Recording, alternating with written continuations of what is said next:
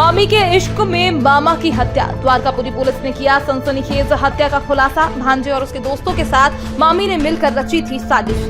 सबसे पहले घटना को रोड एक्सीडेंट दिखाने की कोशिश की गई। मामला विदुर नगर के रूप सिंह बंजारा की हत्या का है।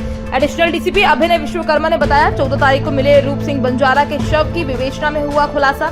रूप सिंह रोड एक्सीडेंट में नहीं बल्कि साजिश के तहत मारा गया। जांच में पता चला, भांजे शुभम ने दोस्तों और मामी पूजा के साथ मामा की हत्या की। मामा रूप सिंह को पहले घर में सिर कुचलकर मारा, फिर शव को पुलिया पर ले जाकर फेंक दिया। घटना के खुलासे में मृतक के 6 वर्षीय बेटे की गवाही भी अहम रही। फिलहाल मृतक के भांजे शुभम और दोस्तों की गिरफ्तारी हो गई है। मामी पूजा की गिरफ्तारी अभी नहीं हुई है। कल दिनांक को विदुर नगर थाना क्षेत्र द्वारकापुरी में एक अज्ञात व्यक्ति की डेड बॉडी की सूचना प्राप्त हुई थी, जिसको उसके परिवारजन एमवाई में लेके गए थे। वहां से उसकी मृत्यु की सूचना आई। उसके बाद में थाने की पुलिस ने जाके वहां पर तस्दीक करी और जो मृतक था उसकी पहचान होने के बाद में आसपास के जो लोग मौजूद थे उनसे पूछताछ करी और जो घटनाक्रम से संबंधित तथ्य थे उनके बारे में जांच पड़ताल करी गई, जिससे ये चीज़ सामने आई कि ये व्यक्ति जो है उसकी पत्नी के द्वारा बताया गया कि रात को लगभग 11:30 बजे कचरा फेंकने के लिए घर से निकला था और उसके बाद से लौटा नहीं है। उसकी पत्नी ने यह भी बताया कि लगभग सुबह 4:30 बजे के बाद से वो लगातार अपने पति को ढूंढने का प्रयास कर रही है, कॉल कर रही है, परंतु उसका फ़ोन कोई उठा नहीं रहा है। जिसके बाद उसने अपने भाई को और अपने भतीजे को, अपने भांजे को उनको ढूंढने के लिए फ़ोन किया और बताया।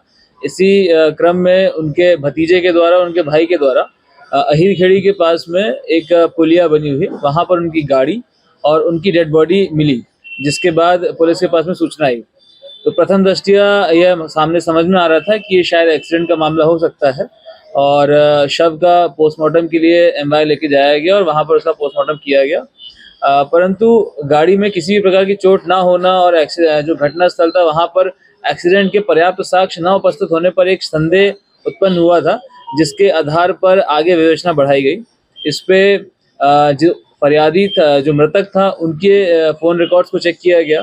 जो उनकी पत्नी थी उनकी फ़ोन रिकॉर्ड्स को चेक किया गया। आसपास के जो उनके घर के लोग रहते थे उनसे बातचीत करी गई, फुटेजेस को चेक किया गया, जिनके तकनीकी आधार पर कुछ लोगों के नाम संदेह के रूप में सामने आए, जिनसे अलग से बुला करके पूछताछ करी गई। पूछताछ के दौरान उनसे जब उनको तकनीकी साक्ष्यों से सामना कराया गया, तब ये चीज़ का खुलासा हो पाया कि असल में ये एक एक्सीडेंट ना हो करके एक षड्यंत्र रचकर हत्या की साजिश थी, जिसका खुलासा किया गया।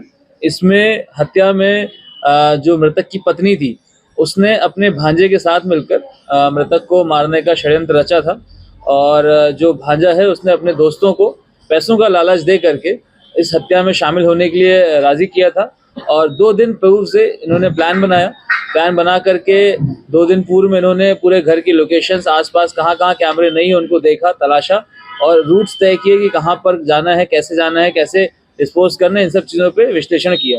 उसके बाद में 14 तारीख की रात को देर रात इनके दोस्त जो थे भांजे के, वो वहाँ पर घर पे पहुँचे। उनकी मामी की मदद से ये सभी लोग घर के अंदर घुसते हैं और उसके बाद में जो मृतक है, जो कि उस समय नशे में थे और सो रहे थे, उनका मुंह दबा करके एक कपड़े से उनके सिर पर एक बड़े से पत्थर से वार किया गया, जिसके बाद उनकी मृत्यु हुई।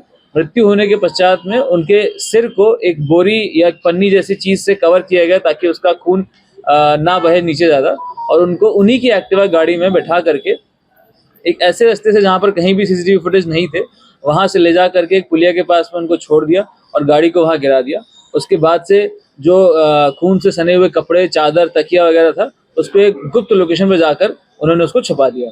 पूछताछ करने के दौरान ये सारे साक्ष्य जब सामने आए तब इस हत्या का खुलासा हो पाया।